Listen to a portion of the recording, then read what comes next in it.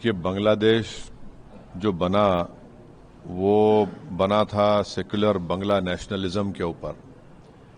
और बांग्लादेश के संविधान में आर्टिकल 41 फ्रीडम ऑफ रिलीजन की बात करता है, 27, 28 इक्वालिटी ऑफ लॉ की बात करता है, और उनके संविधान का आर्टिकल 12 सेक्युलरिज्म की बात करता है। और ये जो वाक़यात हो रहे हैं जिसमें दीपू चंद्र दास को मारकर आग लगा दी गई, फिर अमृत मुंडाल को जान से मार दिया गया। बांग्लादेश में 20 मिलियन नॉन मुस्लिम माइनॉरिटीज़ रहते हैं, तो ये बहुत ज़रूरी है कि बांग्लादेश के जनाब यूनुस साहब इन नॉन माइनॉरिटीज़ की हिफाजत करें। और बांग्लादेश में एक पॉपुलर रेवोल्यूशन आया है, और बांग्लादेश की स्टेबिलिटी भारत की सिक्योरिटी के लिए बहुत ज़रूरी है, ख़ास तौर से नॉर्थ ईस्ट के लिए। तो जहाँ पर हम दीपू चंद्र दास की हत्या और उसके जलाने की हम पुरजोर अल्फाज में उसकी मजम्मत करते हैं, कंडेम करते हैं,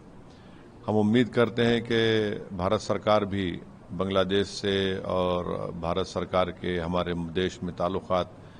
और ख़राब नहीं होंगे बल्कि अच्छे होंगे, क्योंकि बांग्लादेश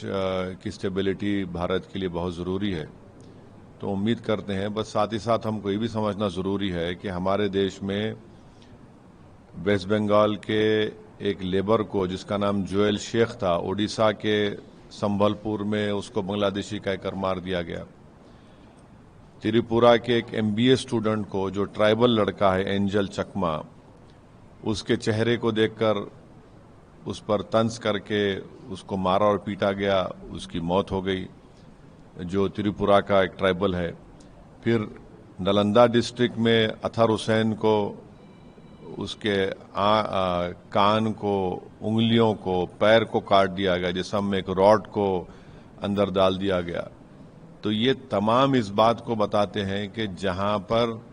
रूल ऑफ लॉ कमज़ोर होगा और वहां पर मेजॉरिटेरियन पॉलिटिक्स गलबा हासिल कर लेगी, तो फिर ये वाक़यात होते हैं। तो हम अपनी पार्टी की जानिब से दीपू चंद्र दास और अमृत मुंडाल की जो उनकी लिंचिंग हुई उसकी मजम्मत करते और उम्मीद करते कि हमारे ताल्लुकात बांग्लादेश से और ख़राब ना हो, और जो भारत सरकार कोशिशें कर रही हैं उसकी हम उसको सपोर्ट करते हैं बांग्लादेश में ताल्लुकात को अच्छा रखने के लिए।